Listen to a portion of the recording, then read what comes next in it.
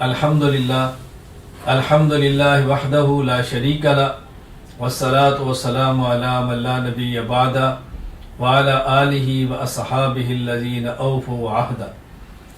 اللہ تعالیٰ نے انسان کو اتنی نعمتیں عطا فرمائی ہیں کہ خود اللہ قرآن کریم میں ارشاد فرماتے ہیں وَإِن تَعُدُّوا نِعْمَةَ اللَّهِ لَا تُحْصُوهَا، اللہ کی نعمتیں تم شمار کرنا چاہو تو شمار نہیں کر سکتے۔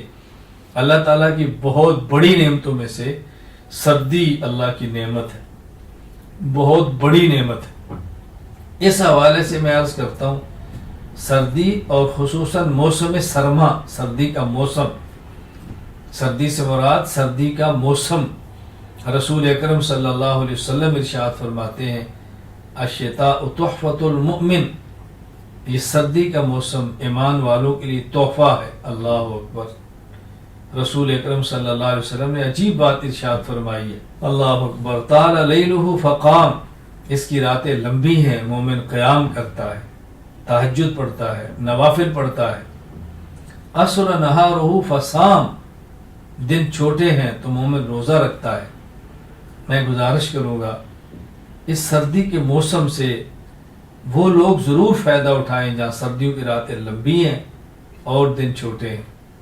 دن چھوٹے ہیں تو روزہ رکھنا بہت آسان ہے، ٹھنڈا روزہ ہے، روزے کی شدت بھی محسوس نہیں ہوتی، اور راتیں چونکہ لمبی ہیں تو رات کو نوافل پڑھنا، تہجد پڑھنا، عبادات میں رات گزارنا بہت آسان رہتا ہے۔